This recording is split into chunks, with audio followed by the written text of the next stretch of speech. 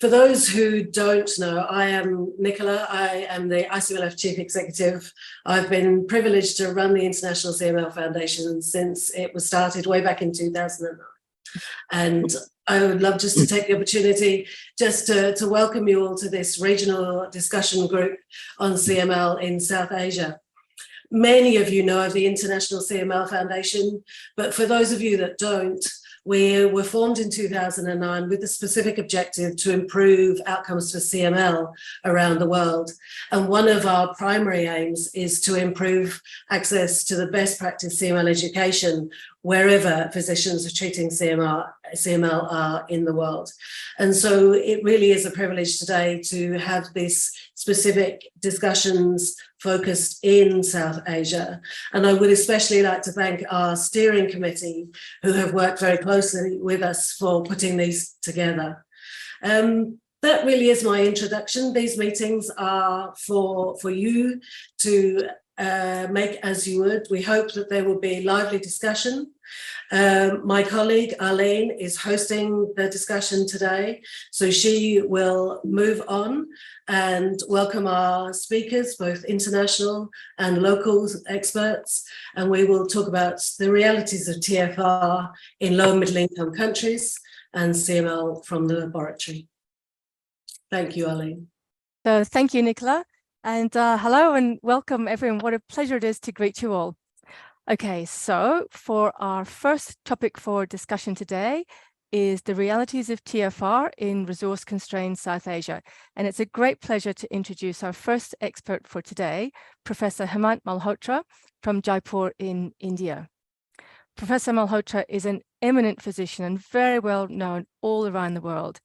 He is the Director of Oncology Services in the Sri Ram Cancer and Super-speciality Center, as well as Professor and Departmental Head of Medical Oncology in the Mahatma Gandhi Medical College Hospital, Jaipur in India. Hemant, thank you so much for joining us today.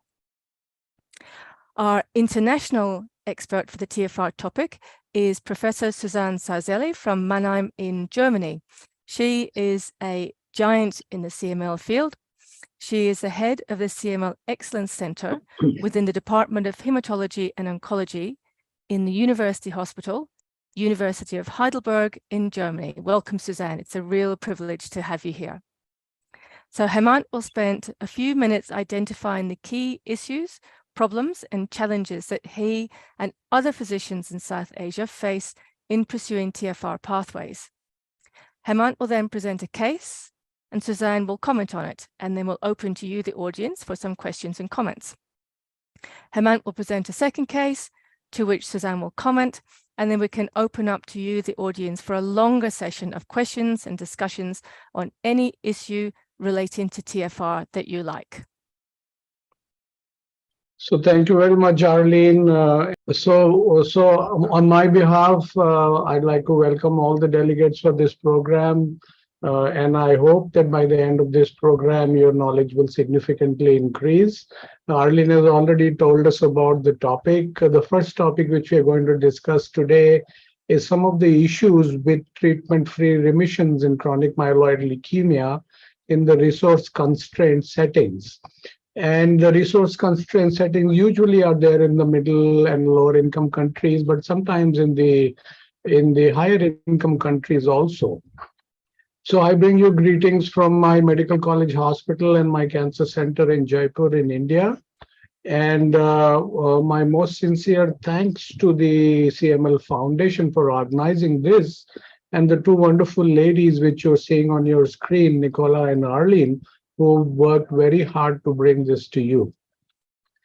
So this is I'd like to start with a disclaimer. We don't have very many large studies of TFR from resource-constrained countries, so there might be a little bit of bias in the sense that I will be using some personal experience and some unpublished inputs from other experts from my country and other countries. So just to give you a glimpse of the problems and the perspectives in my country and also other resource-limited countries, large country, 1.4 billion people, constitutes about 18% of the world's population, constitutes 1/5 of all the world's cancer cases.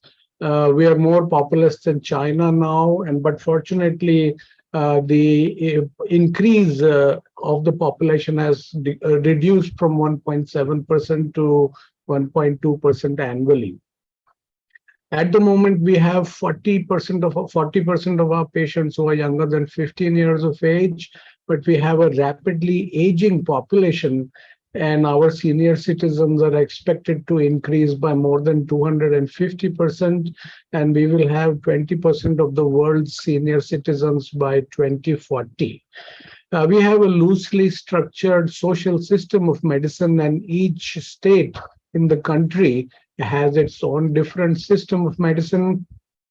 Only about a third of the patients have access to medical insurance, and about 70% have to do out-of-pocket payment for their medical expenses. The WHO estimates the incidence of CML in our part of the world to be about 1 to 2 per 100,000, but we believe that it is significantly more than that. It is the commonest adult leukemia in India, much more common than AML, much more common than CLL. The age at diagnosis in India and in other low-resource countries is at least 1 decade earlier than the Western countries. It's in the 30s and the 40s when the patient presents. I don't think, like most of us believe, that this is not because of some difference in the natural history of the disease. It is just that we have a very large number of young people in the population. And the prevalence of patients with CML, considering the fact that we are able to control and cure the majority of cases, is expected to massively increase. And we really truly need to be prepared for this very large number of patients.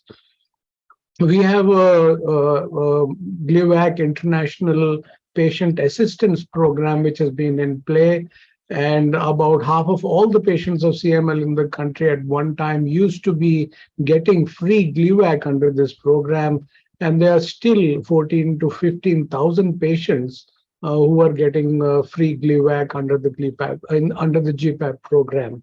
New enrollments in the program have stopped since the past 5 years. So a patient diagnosed today has to fend for himself and arrange his or her own GLIVAC.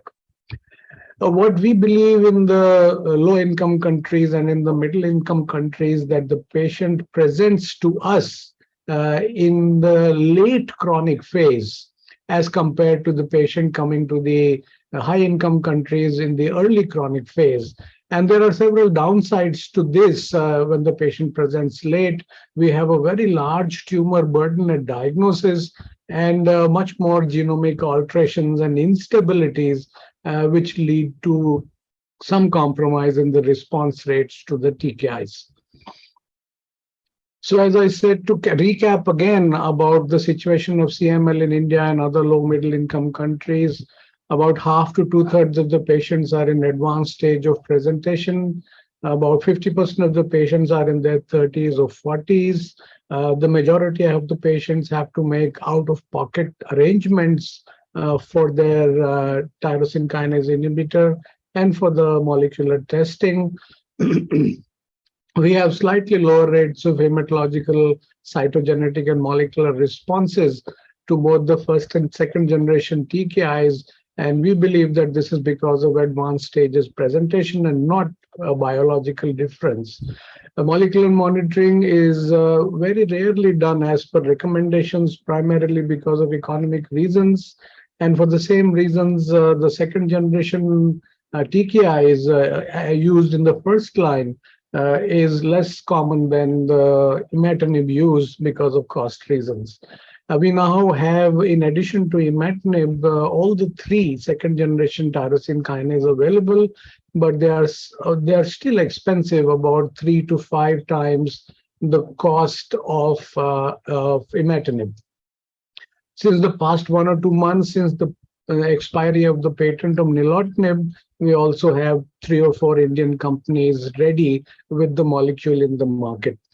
None of the third generation TKIs, ponatinib, asciminib are available in our country, and stem cell transplant is an option for a very small minority of patients. And this is a snapshot of just to show you the out-of-pocket coverage. Almost 63% of patients in India, which is the first flag, have to arrange for expense on healthcare out of their own pockets. So we all know that why should we do TFR? Because we do want our patients to move from operational cure to genuine real cure. Operational cure was a term which was coined by Dr. John Goldman, but we want our patients to move from operational cure to cure, meaning that you stop the TKI and the patient still remains in hematological remission and molecular remission. So that is the goal for all the patients of CML today. And why should tyrosine kinase inhibitor cessation be a key endpoint? Because all the TKIs, including imatinib, has potential for organ toxicity with long-term use. And this is particularly relevant in India and other low-middle income countries because of the large number of young patients and because they have to take the TKI for 2, 3, 4 decades. And all of us who are into CML treatment know that there is some impact on the quality of life, some background side effect profile, adverse event profile, which all the patients have, whatever the TKIs they are receiving. Then again, if the patient is on a TKI, pregnancies we don't allow, and that again is the issue in the young patients in a country like India. There is a lifetime cost to TKI therapy, even if you are taking the generic TKI. And even if you're on the GPAP program, you still spend a significant amount of money in the molecular testing and in traveling from your home to the cancer center. And there is finally evidence that in the past 1 decade or 2 decades, that TFR is possible, cure is possible in the carefully selected patient. There are some downsides to popularizing TFR also. And this is because there are some unknown risks of progression and drug resistance. There is danger of sending wrong messages to patients and the community oncologists and physicians that, they can start with TFR on Monday morning. So that wrong message, we really truly have to make sure that we don't send from today's program. Then the intensive BCR-able RT-PCR monitoring is expensive. We know that we have to get it done every month for the initial 6 months, and this could be important for quite a significant number of patients. And finally, it may not be it may be an unrealistic goal for the significant majority of patients. And this is just to show you that that only about 15 to 20% of patients who are started on imatinib and 20 to 30% patients who are started on second generation TKIs ultimately are candidates for a TFR attempt. So now I'll present 2 cases to you, and then we will involve Susanne to discuss these cases, and we'll take your questions also. So let's take the first case which I have for you. This is a 47-year-old gentleman diagnosed as CML-CP in July 2003. One of the early cases which we saw, his PH chromosome was positive, BCR-able at diagnosis was 88%. He had high SOCAL, high ELTS, and high UTOS. So really full-blown CML, just short of the accelerated phase. He was started on 600 milligrams per day of imatinib, higher dose because of his huge disease burden, but he achieved a quick, complete hematological response in about a month and a half.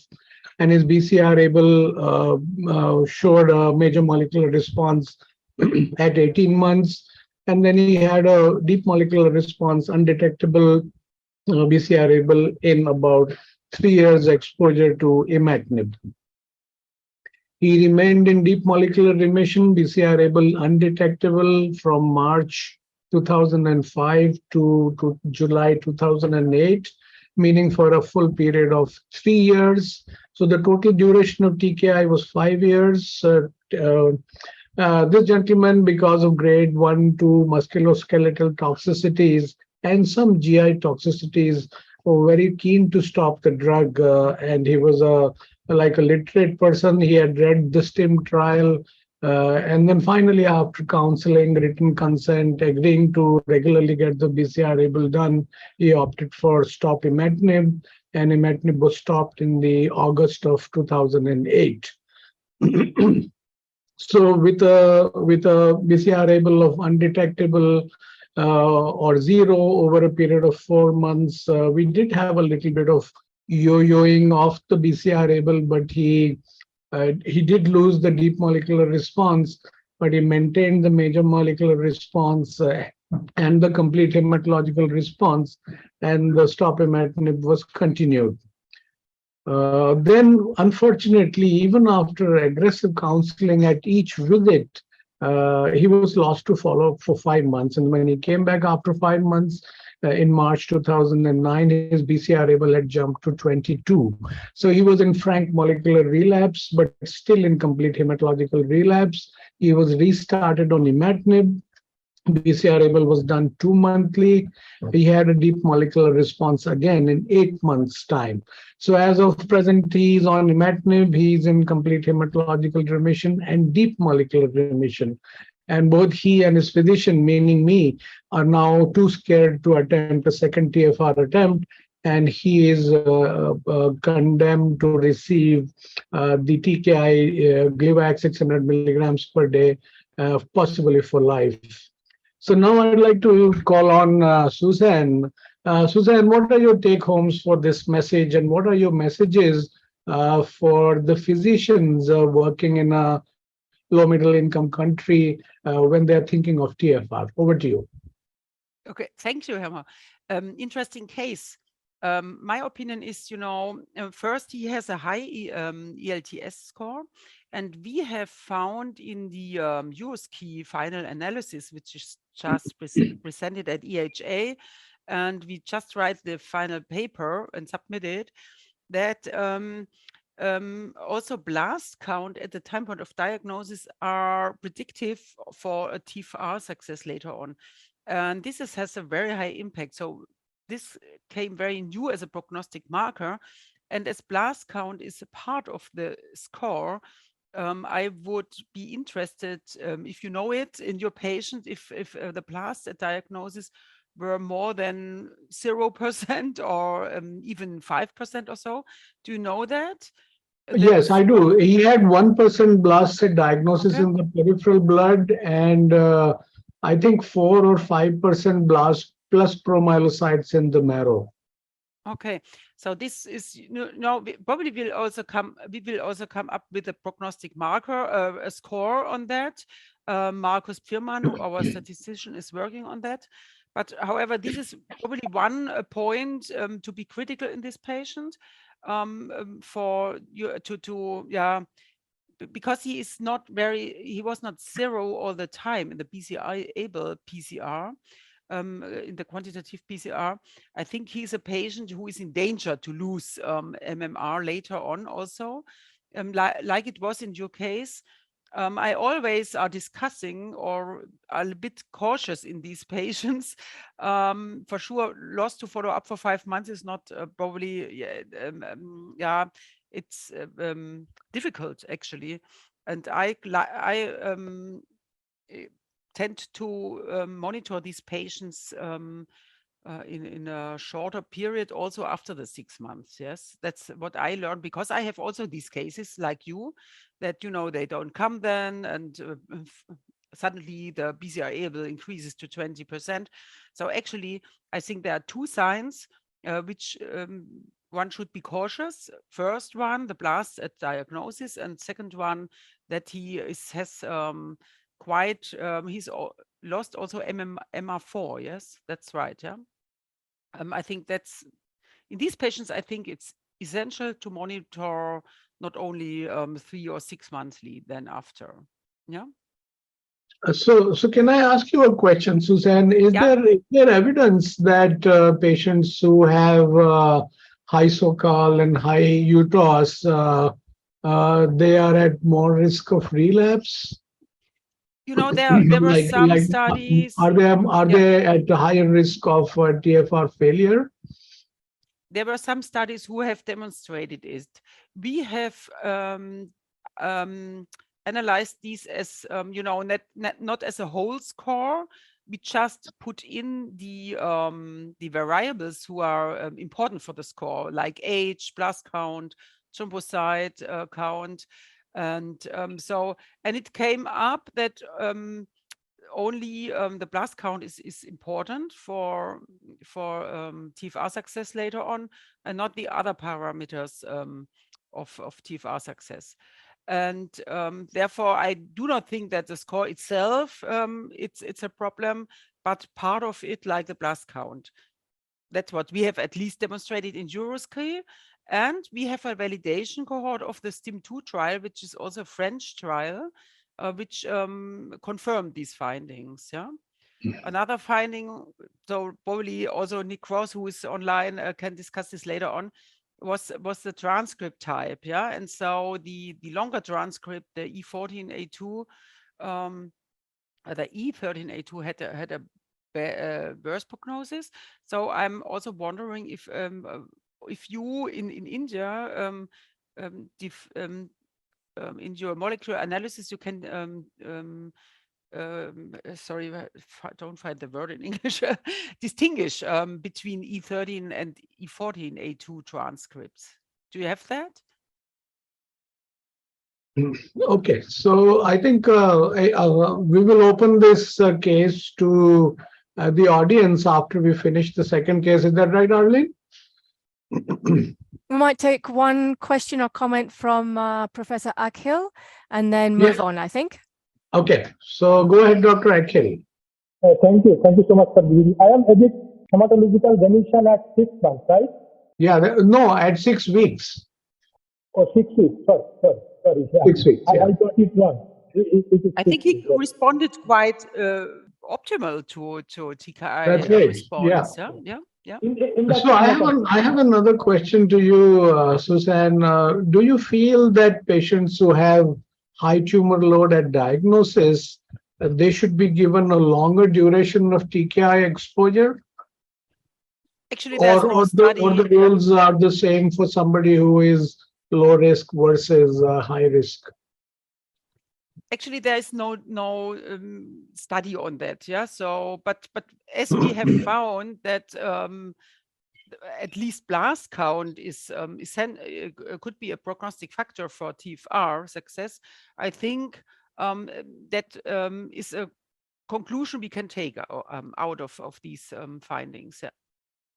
So I think that's a very valuable clinical pearl for all of us, that if the patient has high blast counts, either in the peripheral blood or in the marrow, then you should, have your antennas up, your red flags up when you think of TFR in that patient. So, yeah, it was very new for us also, because that's a new finding from the EuroScreen trial. Yeah. So I think the take-homes from this particular case is that the patient should be counseled, and compliance for the testing has to be, is very, very important. And however you do, maybe you have your secretary call the patient every month, and we have to find ways and means to make sure that they follow up. Otherwise, the TFR attempt is fraught with a lot of risks. And then most of the patients relapse within the first 6 months, and the monitoring of the BCR-ABL in the first 6 months is very, very vital. And I think there is some data, or at least my impression is that patients who have a yo-yoing BCR-ABL but still remain in major molecular remission, as compared to patients who have a zero BCR-ABL detection. These are the guys, the ones who have these yo-yoing BCR-ABL, they are more likely to relapse, and their monitoring has to be more rigorous. So do you agree, Susanne? Do we have any data to that, or it's just a feel? It's we have some data from also French trial. I think Philippe Rousselot published this, where he divided the patients in very stable molecular remission after TFR and the yo-yoing. I find this very nice word actually, yes. And patients who have this yo-yoing, they have he demonstrated this in the STIM trials, yes, that they are really more likely to relapse. Yeah, absolutely. So you have a comment on that, Nick? Like, do you see that in the TFR attempts in England? Yes, we do. I'm not aware of any particular data that speaks to a greater probability of relapse. But I do have a question. So the monthly monitoring, you said is very important. I really wonder how important is that now? In the beginning, when TFR was first attempted, there was very considerable caution. Now there's so much more experience. And does it really need to be so frequent? There was an analysis from our colleagues in Australia, from Tim Hughes and colleagues, that probably it doesn't. And actually, a question to you, Susanne, because the ELN guidelines are being, the next iteration is being discussed at the moment. How frequently does monitoring really need to be done after stopping? Actually, I know these data from Australia. However, I think from my personal experience that I think the first 4 weeks we could skip, yeah, because nearly nobody loses his MMR response within 4 weeks. But actually, I think the months 2, 3, and 4 are very, very essential, because to get the patients who have a very, very rapid increase, and there, you know, I think my winner so far, he had an increase of 2 logs within 4 weeks. Yeah, he was really in MR4, and next time he was at 2%. So I think you miss that if you have at the time points week 8 to week 16 no PCR test. I think these are the most crucial time points. Afterwards, I think week 8 and week 24, it's probably not, but the very high increases are very yeah, very crucial to take these for weekly. So I think if we can substantiate that and reduce the rigor of monitoring, that will be a big welcome step for the patients, because they will save out on a lot of money. Such a rich I think discussion. we need a more individualized approach to that, because patients who probably are at week 8 are still at 0. They also can postpone the week 12. So, but I think we should prove that also in a safe way in a trial. It's very difficult, isn't it, to come up with a specific recommendation for that. Yeah. I mean, it's a tragedy if people can't stop because of the financial implications of monitoring. You know, what is the compromise there? Yeah. We might come back to this later, difficult. but we're a little short of time, so I'll just move on quickly to the second case. This is case number 2, highlighting some of the laboratory factors during TFR, which I think will be discussed much more in the next section. So this is a young patient, 29 years old, diagnosed as CML, Ph positive, BCR-ABL positive, major transcript, intermediate risk, started on 400 milligrams of imatinib, quick hematological response, quick major molecular response, and quick deep molecular response at 2 years. This is 2016. So after 6 years of deep molecular response, total 8 years of TKI exposure, again counseled and agreed to go ahead with the stop imatinib, which was done in April 2022. This was his BCR-ABL at month 3. You can see that this is a good report in the sense that the BCR copy numbers are mentioned. The control gene copy numbers, ABL1 is mentioned, the conversion factor is mentioned, and the ratio is mentioned, and the transcript, major, minor, micro, is also mentioned. So this is what the BCR-ABL report should read. But the problem with this is that the control gene copy numbers is suboptimal to be able to detect very low levels of the BCR-ABL. So we asked the laboratory to repeat the test without charge. And I think this is the clinicians should be aware what to look for in a report. And I think this is what is going to be discussed in the next section. So let me move on. So we asked the lab to repeat the test, and then the BCR-ABL copy numbers were adequate, and there were small numbers of copies of the gene of interest detected, but the patient was still in deep molecular response.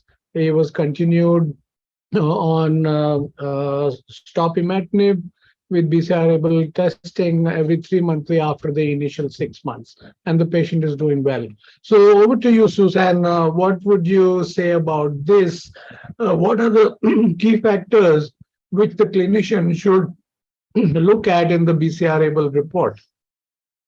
Yes, you mentioned it. It's absolutely critical that the doctor can also interpret the results correctly. And, as also the sensitivity can change during the in between samples. So I think we call it here in Germany PCR-itis, which means that patients get upset if they see these bumping results, and also the doctors. And if you as doctor cannot interpret the results very well, so also you are not calming up down your patients on that. So I think that's absolutely critical, and I'm happy therefore that we will have also another section on molecular monitoring on that. And it's absolutely crucial that, if it's in between 0 and the sensitivity is low, and in between it's very high, but the sensitivity was very high, to interpret this correctly. Yeah, absolutely right. Yeah, let so me know, there was one comment in the chat on the duration of TKI exposure and deep molecular remission before stopping TFR, and from Dr. Bala. And he's absolutely right, because we have demonstrated that the longer you stay in on TKI and the longer you are in DMR, the better is your TFR success. And this is at least in the USK trial, it was a linear correlation where, with each year you raise your success about 3% a year. And what I do is that I discuss this with the patient when it's the best time point, because some patients, they have then at 5 years 50% chance, and at 8 years probably a 70% chance. So, but I discuss this with the patients, and it depends very much on also side effects and also the other circumstances, if they want to try it after 5 years or after 7 years. So this is what I do. I do it very individualized. Just to comment. So I think in addition to the patient factors, when you're talking about TFR, laboratory factors are also very important. Yes. And at least in my country, there are so many labs now, and with very poor quality control, that the clinician should really truly know which is a good lab and which is not a good lab. So with this little bit of background, we'd like to open these 2 cases for discussion to the house. If there are any questions, then please raise your hand, and then Arlene will invite each one of you. Professor Akhil. The major problem I see in India is unwillingness to go off the drug. Most of you are mentioning, even Dr. Malhotra, that it causes side effects and they want to go off the drugs. I did not find that to the side effects profile. They get over the side effects if we continue like what Bala has said. Beyond 2 to 3 years, they don't bother about side effects. In fact, they welcome the side effect, especially if you have my color. You can see my shirt as well as my face. Most of them turn very fair, and the family loves them because they become very fair. Hypomelanosis is one of the major problems with TKI, and South Indian men and women actually love it since they become very fair. The reason why they don't want to go off the drug is very simple, because it was made available on the GPAP program. It is continued on the GPAP program for those who were enrolled before the program was discontinued in India. And they're always frightened that they may not get the drug back if they have a molecular, loss of molecular remission. Although every single state in India, including the Ayushman Bharat scheme, provide the drug free of cost. So even if you explain to them that when you go off the drug, so I have seen people who collect the drug but are not taking it for the past 2 years. So they are on the program but off the drug. This is a very strange way of maintaining a TFR. So that drug, unfortunately, the NOVA or the Max Foundation sees that it is a very short expiry drug. You can't hold the drug for more than 4 months. Typically, it has an expiry shelf life of only 6 months when it is given to the patient. So all that drug is a phenomenal waste with them. So all that they can do is put it in the dustbin. So the second major problem is, as rightly mentioned by Professor Malhotra and others, the frequent need to do a test after they go off the treatment. So they are very much assured that they are on the drug. And so even if they don't monitor very closely, it is fine with them. But once you are off the drug and you tell them that you need frequent monitoring, they're not very comfortable with that. So Dr. Biswas, can you unmute yourself and ask your question or give your comment, please? Quick, crisp question, quick, crisp comment. Thank you.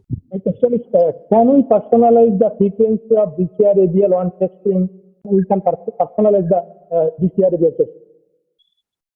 So I think, as Susanne was mentioning, the Adelaide group is working on a mathematical formula and a preliminary publication they had made in the blood also. But I think it's still to be validated. You have any comments on that, Susanne, or maybe Nick has a comment on that? Actually, I didn't get the question. So Dr. Biswas wants to know that is there a formula which we could use, or the kinetics of the BCR-ABL testing post TFR? Will that kind of identify for us the patient who is at high risk of relapse? There were some data also from the French group that if a patient is still in holds his MR level at 2 or 3 months, it was that the possibility to lose TFR is very low. But I think we will do that also in the USKI trial and we'll demonstrate it. Okay, so then we have a confirmation. So it's more sure then. Yeah. It's more so safe. Dr. Lalit has a question. Lalit, go ahead, please. Yeah, thank you so much. So very nice discussion going on. So one quick question is many times not related to this, but many times we are getting patients with BCR-ABL very low levels, less than 2. So is that happening to other investigators also, or if yes, then how do we address that? So the question, Susanne, is that what do you do for the patient who has not gone into major molecular remission, like the BCR-ABL between 1 and 10? Yeah, so I think that according to ILN, that's warning and failure, and we at least here we according to ILN recommendation we try to change the TKI, and for sure these patients are not eligible for a stopping attempt. Yeah.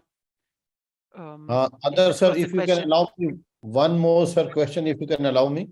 So your first question, Lalit, there has been a recent publication from MD Anderson, Dr. Kantarijian's group, who has analyzed a large subset of patients who did not have a major molecular response. And the long-term survival of these patients with continued TKI is not very bad. It is just about 10% less than the patients who have a deep molecular response. So it's not not an incredibly bad idea to continue their TKIs, not stop the TKI. And as far as they remain in hematological remission, it's not too bad. Yes, now quickly ask your second question. My criticism on this interpretation is that in each other oncological study, 10% survival difference would be a major impact. And yeah, so, you know, it's only, I think that's only for patients who have so much comorbidities and so severe side effects that you can't change the treatment. Yeah, so, but not for young, I think it's not good for young patients. Yeah. So there's a question on the group. Gurvinder wants to know that are there any additional genetic markers which would predict TFR, which can be done in the lab? So again, over to you, Susanne. No, actually, there are no data on that. And especially if there are BCR-ABL mutations, we do not recommend to make a stopping attempt. Yeah, because, you know, if you stop and then the clonal mutation reappears. But the question is more like ASXL1, etc., I think. But there are no data so far on TFR trials.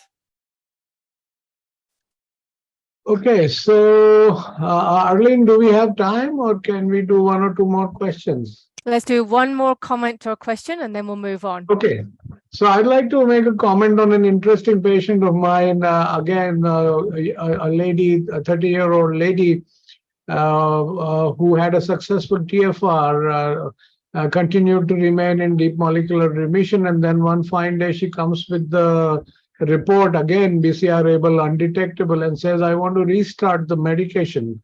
So I said, what? Why do you want to restart? You are in deep molecular remission and we have a successful TFR. So she turns around and tells me that I've become dark again. I don't want to be dark again. Please restart me on the medication. So these are some of the things which happen in like my country and other low middle income countries. And on that happy note, I hand over back to Arlene and I'll stop my slide share now.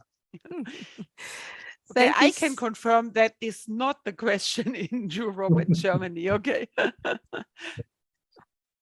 That is a good note to finish on. Thank you very much. What a great discussion. Thank you, Professor Hemant Malhotra, Professor Susanne Saussele, for your insight and wisdom and your wit and humor. And Hemant, you are a great moderator. You have done me out of a job. Thanks also to the audience for a good chat and some good comments in the chat there too.